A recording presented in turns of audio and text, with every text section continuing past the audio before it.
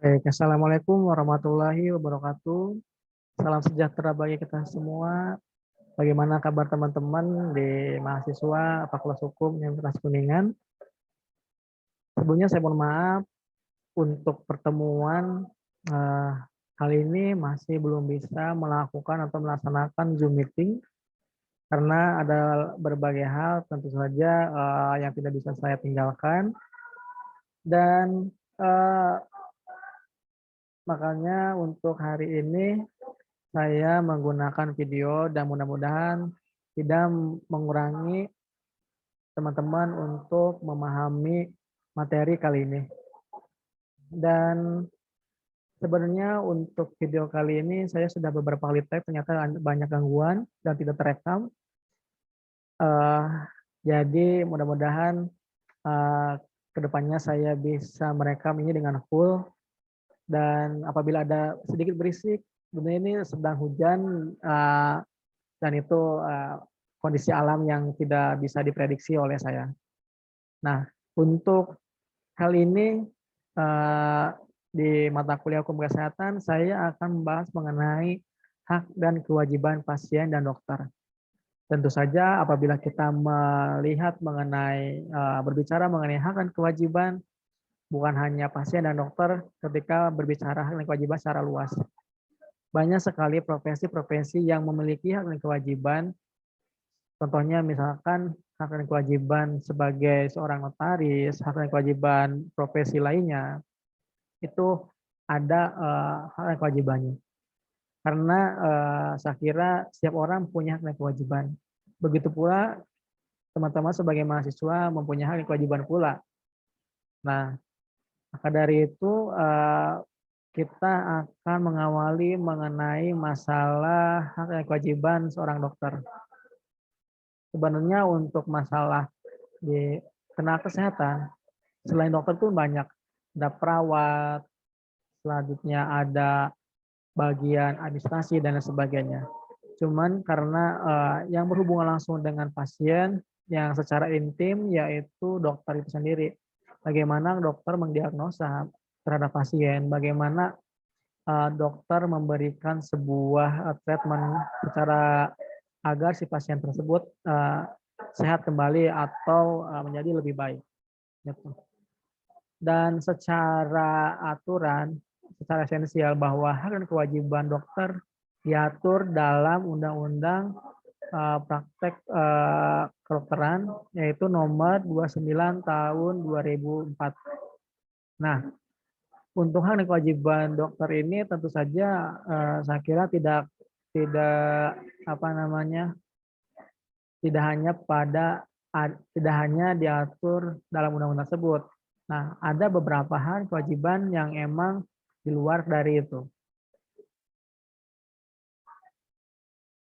Nah, beberapa praktek dokter ataupun apabila dokter melakukan tindakan, tentu saja bisa dikatakan tidak melawan hukum ketika memenuhi syarat di bawah ini ya, ada 3. Yang pertama, punya indikasi medik dengan tujuan perawatan yang sifatnya konkret. Jadi ketika dokter itu merawat seorang pasien, memberikan treatment kepada seorang pasien, ini tujuannya jelas. Tujuannya itu untuk merawat si pasien, bukan menjadikan si pasien sebagai objek untuk tindakan-tindakan yang memang belum dilakukan oleh pasien lain atau boleh dikatakan sebagai malpraktek. Nah, hal itu tentu saja menjadi sorotan saya kira untuk sekarang pun perlu diwaspadai karena ketika si dokter melakukan tindakan-tindakan yang tidak sesuai dengan prosedur akan terindikasi bahwa itu melakukan praktek malpraktek ya. Lalu dilakukan sesuai dengan aturan yang berlaku di dalam ilmu kedokteran. Nah, tentu saja di kedokteran pun ada batasan-batasan, ada prosedur-prosedur yang memang sudah ditetapkan. Bagaimana dokter itu merawat, bagaimana tindakan ini dilakukan, tindakan B dilakukan, tindakan C dilakukan, dan itu harus sesuai dengan ilmu kedokteran. Nah, baik lagi, jangan sampai tindakan tersebut itu melawan, maupun tindakan-tindakan itu sifatnya merugikan pasien. Seperti itu. Lalu diizinkan pasien. Tentu saja ya ketika kita melakukan tindakan medis segala macam, tentu saja harus ada yang namanya izin dari pasien. Ketika dokter itu melakukan tindakan, nah sedangkan tindakan tersebut itu belum mendapatkan izin atau belum mendapatkan pasien itu belum mendapatkan informasi masalah kan ada tindakan medis. Nah, hal ini menjadi tentu saja menjadi tindakan yang melawan hukum karena tidak ada yang namanya izin dari si pasien. Nah, nomor 1 atau poin 1 dan poin 2 merupakan tindakan atau tindakan medis yang mana itu dilakukan oleh dokter sendiri. Sedangkan yang untuk nomor 3 yaitu adanya izin dari pasien tersebut merupakan hak pasien. Jadi salah satu hak pasien yaitu memberikan izin ataupun bisa menolak.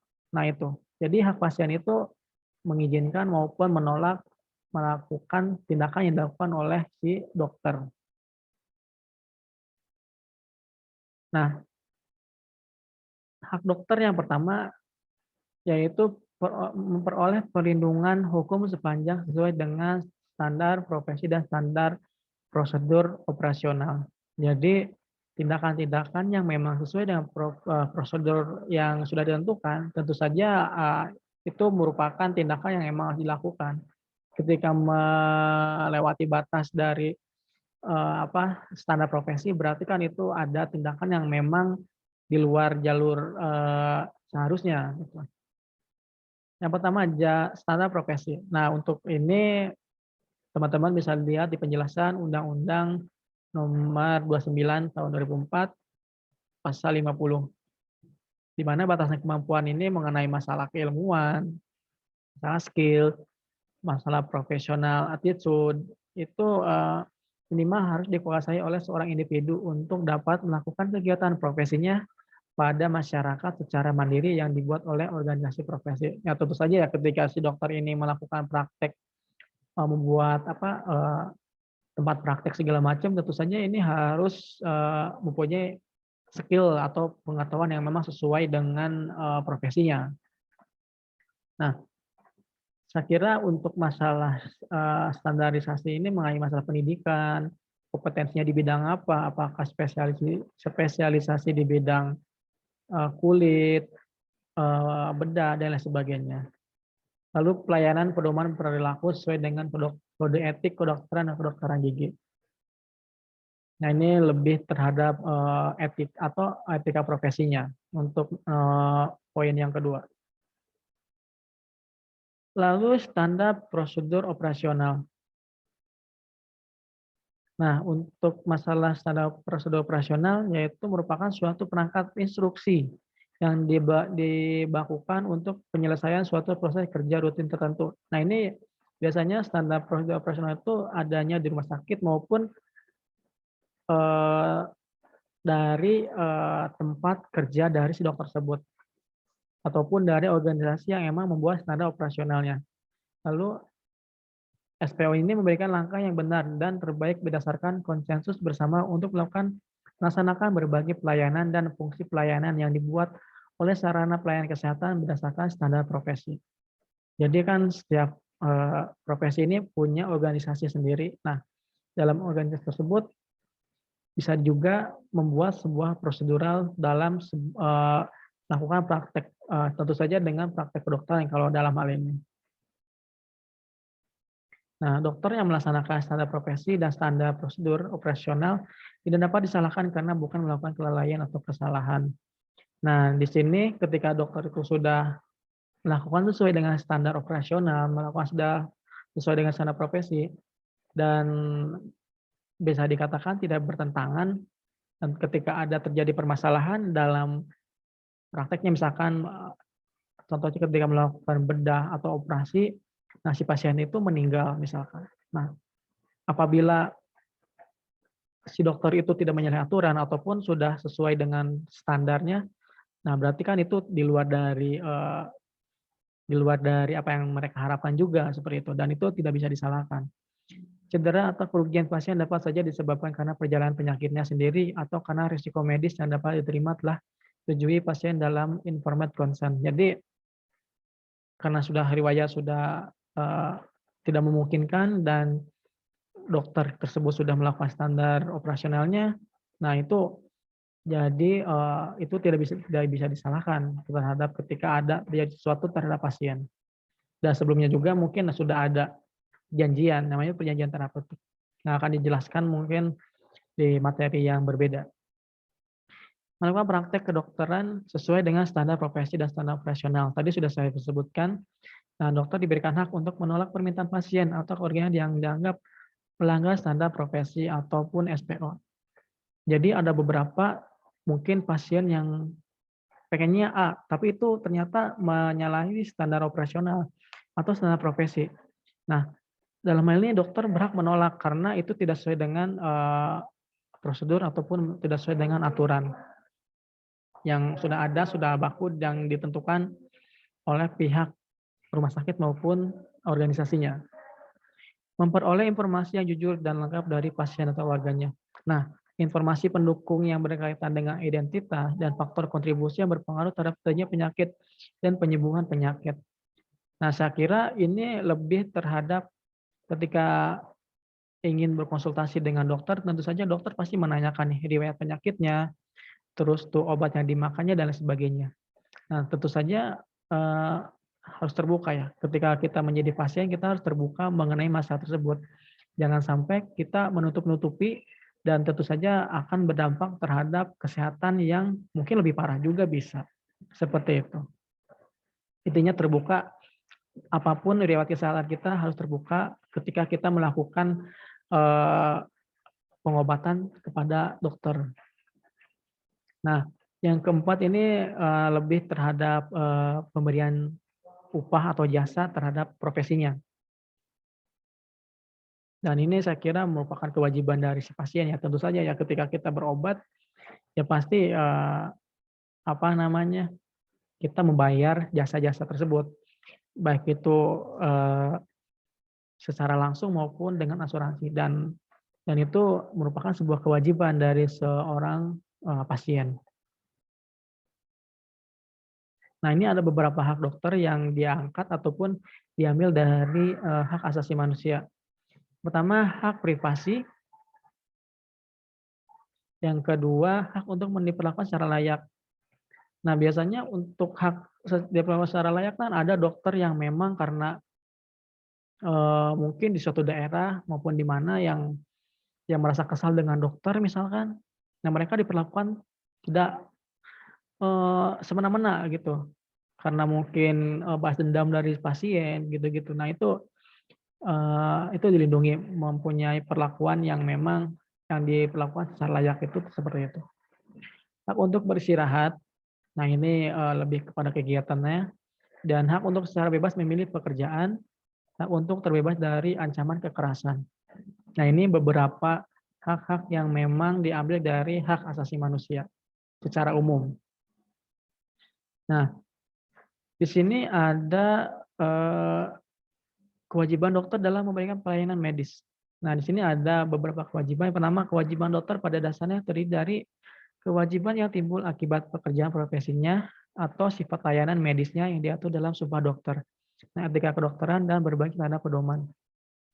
Nah, di sini tuh tentu saja ketika kita ataupun orang ingin menjadi dokter, terus ada aturan ataupun sumpah dokter yang mana memang secara filosofis sumpah dokter ini ya tentu saja ingin merupakan salah satu kewajiban yang memang tersirat dalam sumpah tersebut. Nah, selanjutnya kewajiban menghormati hak pasien. Nah, biasanya kan kita merasa mungkin dokter ini merasa bahwa kita tuh lebih berkuasa dan kita berhak untuk menyembuhkan. Nah, karena merasa sombong ataupun merasa bahwa angkuh gitu kan, dia menjadi dokter, hak-hak pasien tidak dilindungi, tidak diberikan ataupun hak pasien tersebut direnggut. Nah, itu yang tidak boleh.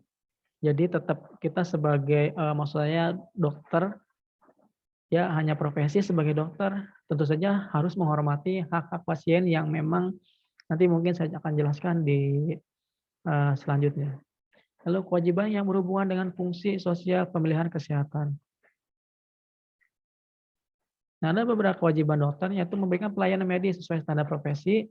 Nah, ini eh,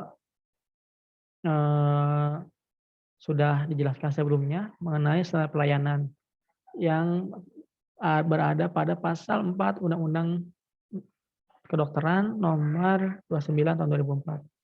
Dia satunya di mana pedoman yang diikuti oleh dokter atau dokter gigi dalam penyelenggaraan praktek kedokteran.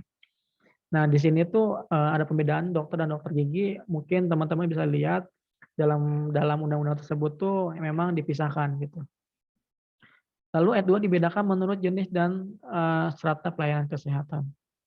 Nah, ini mengenai memberikan yang berhubungan dengan pelayanan medis. Nah, selanjutnya yaitu merujuk pasien ke dokter atau dokter gigi lain atau yang misalkan berhubungan dengan gigi ya berarti dokter gigi ya. Yang mempunyai keahlian atau kemampuan yang lebih baik apabila tidak mampu melakukan suatu pemeriksaan pengobatan. Nah, biasanya kalau kita lihat di lapangan itu ada namanya surat rujukan. Baik itu dari dokter A ke dokter B ataupun dari rumah sakit A ke rumah sakit B karena tidak dalam suatu di tempat prakteknya dokter tersebut tuh bisa jadi tidak ada alat yang memadai, tidak ada dokter yang memang lebih profesional atau lebih spesialis, makanya memberikan rujukan terhadap dokter yang memang lebih mampu ataupun rumah sakit yang lebih mampu untuk melayani atau pengobatan yang dilakukan oleh pasien. Nah, dapat dilaksanakan apabila keadaan pasien memang dapat bergerak atau dapat dibawa untuk dipindahkan dalam keadaan stabil dan layak. Nah, ini lebih kepada prakteknya sih, lebih kepada prakteknya bagaimana si pasien itu dipindahkan, apakah dia mampu atau tidak. Misalkan kalau si pasiennya ketika kita dipindahkan lebih drop ataupun mengakibatkan meninggal, mungkin ada tindakan-tindakan lain yang memang dapat dilakukan untuk menyelamatkan pasien tersebut. Kewajiban merujuk dapat disimpangi ketika pasien menolak dirujuk atau dijelaskan manfaatnya, lalu bila tidak ada dokter dengan keahlian dibutuhkan di daerah tersebut. Nah, saya kira ketika ya si pasien menolak untuk dirujuk ya dokter tidak bisa berbuat apa-apa ya karena kita sudah sesuai dengan itu ya tentu saja segala tindakan yang akan dilakukan kepada pasien tentunya harus ada persetujuan. Ketika si pasien tersebut menolak ya dokter tidak bisa apa-apa dan resiko pasti harus ditanggung oleh si pasien tersebut juga. Lalu dokter juga mewajibkan merahasiakan segala sesuatu yang diketahuinya tentang pasien, bahkan jika setelah pasien itu meninggal dunia. Jadi ya tentu saja ini menjadi salah satu kewajiban dokter untuk merahasiakan rekam medisnya. Gitu. Nah, merahasiakan keadaan pasien diwajibkan dalam sumpah dokter, kode etik, dan perundang-undangan. Jadi sudah ada aturannya mengenai masalah merahasiakan data-data dari si pasien yang yang diobatinya. Sebagian ini saya kira ada yang berkata mengenai masalah kerahasiaan ini yang mutlak gitu, ini harus dirahasiakan. Cuman ada juga yang mengatakan bahwa ini tuh bisa dibuka asalkan ada asalkan ada kepentingannya gitu. Misalkan dibuka untuk kepentingan kesehatan pasien. Nah, ketika si dokter ini diminta untuk membuka kerahasiaan dari pasien untuk tentu saja untuk masih berhubungan dengan kepentingan pasien, nah tentu saja itu bisa dibuka. Lalu juga memenuhi permintaan aparatur penegakan hukum ini yang berhubungan dengan kasus-kasus hukum yang memang masih berhubungan dengan kerahasiaan dari data dari pasien. Yang selanjutnya itu permintaan pasien, lalu ketentuan perundang-undangan yang memang berhubungan dengan keterbukaan dari data-data pasien. Kewajiban selanjutnya yaitu melakukan pertolongan darurat atas dasar perikemanusiaan kecuali bila ia yakin bahwa ada orang lain yang bertugas dan mampu melakukannya. Dan biasanya kalau secara praktik ya banyak dokter-dokter yang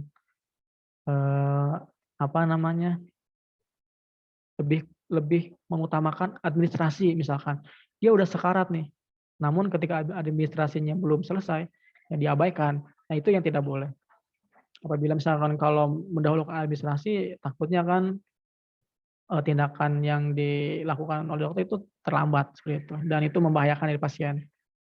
Lalu menambah ilmu pengetahuan dan mengikuti perkembangan ilmu kedokteran atau kedokteran gigi. Nah, ini lebih terhadap pengembangan diri dari si dokter, lalu kewajiban lain diatur dalam Sumpah Dokter dan Kode Etik Kedokteran. Ini lebih kepada kode-kode etik yang memang sudah ada di organisasi kedokteran. Nah, itu,